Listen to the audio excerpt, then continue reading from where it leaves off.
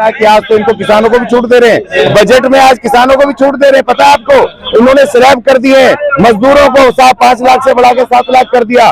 इसका असर देखा जा रहा है, लड़ाई का असर। अक्सर देखा गया जब इस प्रकार का विवाद होता है तो नेता या तो इस्तीफा दे दिया जाता है, उसको निकाल दिया जाता है। जैसे दिल्ली में राजेंद्र पाल गौतम के साथ हुआ, लेकिन जो अब ये जो पिछले नेता है ये इस्तीफा भी नहीं दे रहे और जमकर मुकाबला कर रहे हैं, चाहे स्वामी प्रसाद मौर्य हो, चाहे चंद्रशेखर हो, देखिए कोई भी इस्तीफा नहीं दे रहा और ये मुकाबला कर रहे हैं। देखिए उसका फर्क है, जो गौतम जी थे वो मनुवादी के जो तीसरा है वैश्य तराजू, तिलक तराजू और तलवार, जो तीसरा है वैश्य तराजू, वो मायावी लाला जो बढ़िया है उसके नेतृत्व वाली पार्टी में था, तो बढ़िया ने ले लिया, मनुवादी बढ़िया ने इस्तीफा।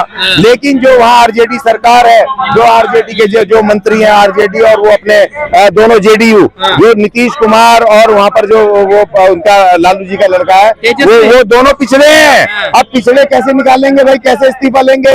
और इसीलिए वो भी पिछड़े हैं जो शिक्षा मंत्री हैं। और यही हालत यहाँ पर इसमें जो इन्होंने कहा, हमारे स्वामी प्रसाद मौर्य जी ये भी पिछड़े हैं, और जो उनके पार्टी के अध्यक्ष अखिलेश जी वो पिछड़े भी हैं और विक्टिम भी हैं, इनके मनुवाद के विक्टिम भी हैं। तो इसलिए फर्क है, इसीलिए हमें अपनी राजनीति करनी होगी। तिलक तराजू और तलवार इनके नेतृत्व वाली पार्टियों को, अर्थात कांग्रेस, बीजेपी, आम आदमी पार्टी, इन तमाम पार्टियों को हमें छोड़ना होगा, इनके बहिष्कार करने होंगे और अपनी पिछड़ों की SC ST की पार्टियों को, बहन मायावती हुआ, आर लालू प्रसाद यादव जी हुए, नीतीश कुमार जी हुए, अखिलेश यादव हुए, इन सबको इकट्ठा करके हमें 2024 की चुनौती बननी होगी और हमें 2024 में अपनी सरकार बनानी होगी। अखिलेश यादव कह रहे हैं कि सदन में योगी जी को जवाब देना होगा, ये जो लिखा हुआ है ढोल गवार इसका जवाब देना होगा। क्या है इसका मतलब? देखिए बिल्कुल मतलब है, इसका मतलब ये कि शक्ति आ गई है, अब वो खड़े हो गए।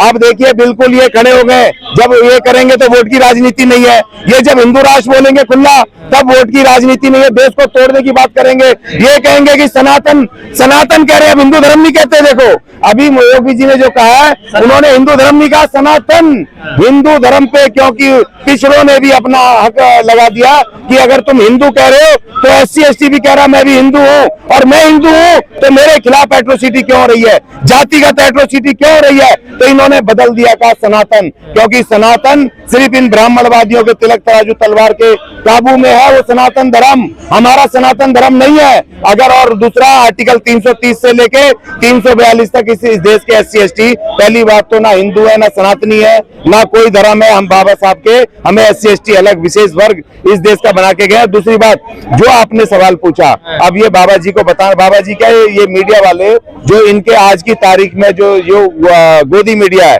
ये मीडिया बता रहा था जी परसों नरसों, ढोल गवार शूद्र पशु नारी का, और बता रहे हैं उनके एक नेता बीजेपी के कि ताड़ना का अर्थ है, वो कह रहे हैं जी ताड़ना का अर्थ है देखना।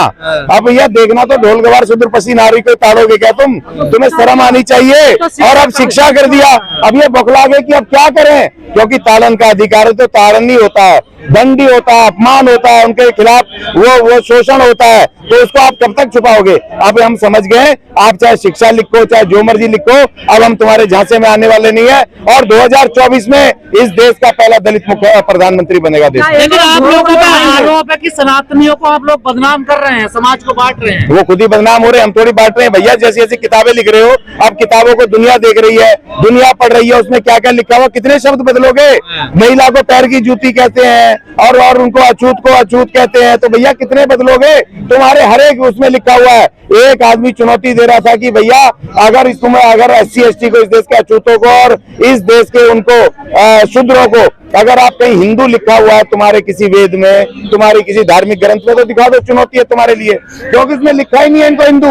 ये जो शूद्र है वो शूद्र ही है, पिछड़ी जाति है, इनके गुलाम है, और जो अछूत है वो तो है ही अनटचेबल, वो तो गंदे पेशे करने के लिए तुमने रखे हुए हैं। तो इसीलिए ये पूरी तरह एक्सपोज हो गए। और अभी ग्रंथों को अब गहराई से पढ़ लो, इसका मतलब जब बाबा साहब ने मौका दिया, इसीलिए तो इन्होंने हमें वंचित करा, इसीलिए तो इन्होंने हमारे शंभूक ऋषि को, जो हमें शिक्षा देते थे, हमारी शिक्षा पे बैन लगाया उनकी हत्या करके, और उनको पूरी हमारी शिक्षा छीन ली। इन्होंने तभी तो लिखा कि अगर शूद्र को और अछूतों को शिक्षा दोगे तो विषैले सांप की तरह होंगे। क्यों? क्योंकि पढ़ के तुम्हारी करतूतें जान लेंगे, अपने अधिकार को जानेंगे और तुमने जो शोषण किया उसके विरुद्ध आवाज उठाएंगे। तो इसलिए इनको पता था इनको पढ़ने मत दो, और इसीलिए ये जो नई शिक्षा नीति लाए हैं इसमें इन्होंने शिक्षा को खत्म कर रहे हैं, निजीकरण कर रहे हैं, जिससे कि हमारे बहुमत लोग जो गरीब मजदूर हैं, SC ST OBC के, फिर दोबारा से गरीब हो जाए। नुकसान हो रहा है अडानी को नुकसान हो रहा है बहुत। नहीं, अडानी को नुकसान हो तो निजी एक लाला है, वो लाला को नुकसान हो रहा तो उसमें हमारा कुछ लेना देना नहीं है ना। लेकिन हमारे देश के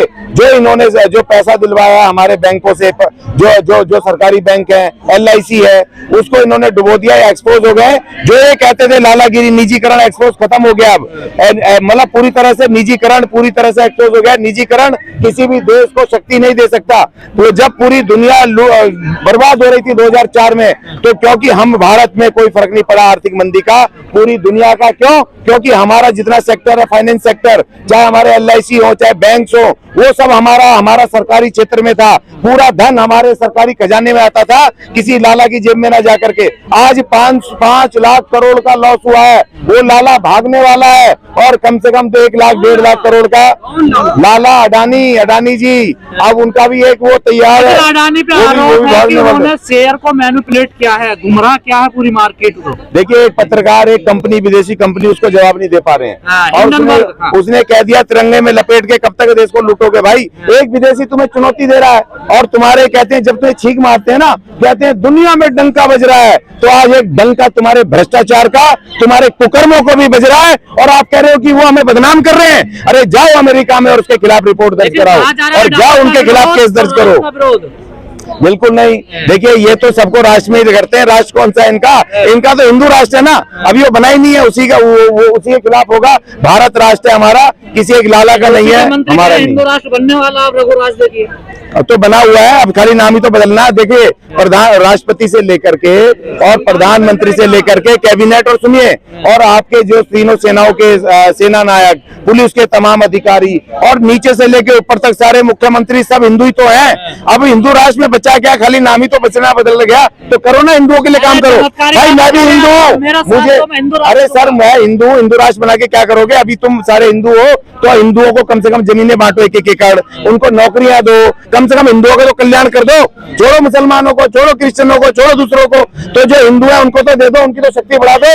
लेकिन तुमने हिंदुओं की सरकार होकर के उनको गरीब बना दिया। सुदामा तुम्हें आरक्षण लागू करना पड़ा 10%, तुम्हें उनको बेवकूफ बनाने के लिए एक तरफ रिजर्वेशन दे रहे हो, और दूसरी तरफ जहां रिजर्वेशन लागू होना है सरकारी क्षेत्रों को बेच रहे हो, उनको निजी कर रहे हो, लालाओं को दे रहे हो, और लाला लूट लाट करके उसको बर्बाद करके विदेश भागने वाले हैं। भागेंगे क्या आपको लग रहा है? 100%, नहीं तो जेल जाएंगे। भागने के अलावा कोई रास्ता नहीं है। ये लाख बचा ले। देखिए, ये किसी हालत में है। सेबी बेचेगी, सेबी जो इस देश की जो मॉनिटर करती है तमाम इसको फंड को, जो सारे बैंकों को देखती है, SBI का पैसा इस देश की जनता भेजेगी। SBI से सवाल पूछेंगे, अभी हम LI से सवाल पूछेंगे, तुम हमें 10,000 रुपए हमें खाने के लिए, रोटी खाने के लिए, या हमें तुम घर खरीदने के लिए लोन नहीं देते। लेकिन इन लालाओं को शेर के ऊपर, शेरों की जमानत के ऊपर आपने इनको पैसा दे दिया। अडानी ग्रुप कह रहा है हिंडनबर्ग ने जो रिपोर्ट छापी है वो गलत रिपोर्ट है, हम कोर्ट जाएंगे। तो जाओ ना भाई, आज इतने दिन हो गए, क्यों नहीं गए? किसने रोका आपको? आप जाओ, अमेरिका की कोर्ट में आपको खुला है, इंटरनेशनल कोर्ट खुली है, उसमें जाओ। किसने रोका आपको? अभी तक नुकसान होता जा रहा है, आप कहाँ जाए वो? अरे भैया, 400 पेज की आपने उनको चिट्ठी तो भेज दी, लेकिन वो तो ठीक है, लेकिन आपने अभी तक एक एप्लीकेशन क्यों नहीं दी वहाँ कोर्ट में? आप दुनिया के नंबर 2 के 3 के आदमी, मालदार, तुम्हारी तो पहले सुनेंगे, क्योंकि वो मालदारों की सुनते हैं।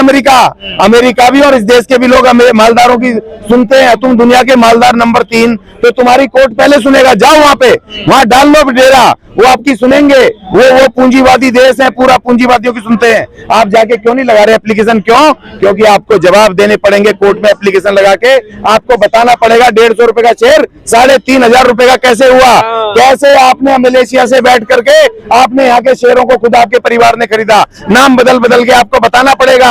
आपने ये चीटिंग करी है। हर्षद मेहता पे लगते रहे हैं, लेकिन उन्हें तो आजकल हीरो माना जाता है। देखिए, उनके ऊपर फिल्म भी बन रही है। देखिए, हर्षद मेहता कोई विलेन नहीं था, मैं बताऊं। हर्षद मेहता ने अगर मैनिपुलेट किया तो उसने जो सरकारी क्षेत्र से पैसा लिया था लोन, उसने पैसा कमा के रिटर्न किया। मगर ये जो भागे हैं, ये जो महल चौक, ये जो भागे हैं सारे के सारे, ये मोदी वगैरह, नीरव मोदी, फलाने मोदी, ढिकड़े मोदी, और ये अपने वो किंगफिशर वाला, और ये सारे भागे महाचोर। ये पैसा लेके भागे हमारे बैंकों का, हमारे देश का पैसा लेकर के भागे हैं, या भगाया हो या भागे हैं। और अब ये अडानी भागने वाला है। और देखो इसमें सबसे बड़ी बात यह है कि इसमें ज्यादातर लोग बेचारे वो मोदी जी के गांव के क्यों हैं, वो सारे के सारे इन्हीं के गांव के क्यों हैं, और इन्हीं के साथ उनका रिश्ता क्यों जुड़ रहा है। कहा जाता मार्केट को तो पूरी दुनिया मैनिपुलेट करती है, हर कंट्री अपने अपने हिसाब से करती है, लेकिन इस तरह नहीं करती ना, अपने लोगों को नहीं लूटती ना, आप दूसरों को लूटो ना। भाई आप अमेरिका को लूटो, आप इंग्लैंड को लूटो, आप दूसरे को लूटो, आप अपने भारत के बैंकों को लूट रहे हो। हमारे गरीबों का पैसा, हमारे जो तनख्वाह आती है, जो 100 रुपए, 500 रुपए, 1000 रुपए हम बचाते हैं, वो हमारा पैसा, हमारे जीवन बीमा, हम अपने बच्चों के लिए एक एक पैसा जोड़ करके LIC लेते हैं, हमारा पैसा आप दे रहे हो। बिजनेसमैन को तो अपने पैसे से करो ना भाई, देश का पैसा क्यों बर्बाद कर रहे हो। हमारा पैसा किसने कहा सरकार को देने को, क्यों दिया आपने उसको पैसा, आपको जवाब देना पड़ेगा। देखिए देश की ये जनतंत्र है, जनता की अदालत में इन सबको जवाब देना होगा। हमारे खून पसीने की कमाई आपने क्यों दी है, और ये बजट में दिख गया, इन्होंने इसीलिए लॉलीपॉप दिया है, ये चुनावी बजट है, इसीलिए लॉलीपॉप दिए इन्होंने, 5 लाख से 7 लाख कर दी। और इन्होंने देखो एक और चीज की है, वो भले ही चुनाव के लिए किया हो, मगर वो जो पहले 30% जो सबको देना पड़ता था, 9 लाख 6 लाख के ऊपर जो व्यक्तिगत इनकम होती थी, उसके ऊपर जो पैसा 30% जो देना पड़ता था इनकम टैक्स, अब उसमें इन्होंने स्लैब बना दिए, 6 लाख रुपए तक अब 5%, और उसके ऊपर 6 लाख से 9 लाख तक इनको 10%, और उसके ऊपर 15 लाख तक वाले को 30%। तो इन्होंने एक अच्छा काम तो कम से कम प्रेशर में ही, ये तो कम से कम हुआ, ये उसको दिए लाला को, तो जो आवाज उठी तो हमें भी दिया थोड़ा बहुत, तो चलो कम से कम यहाँ तो राहत मिली। चलिए।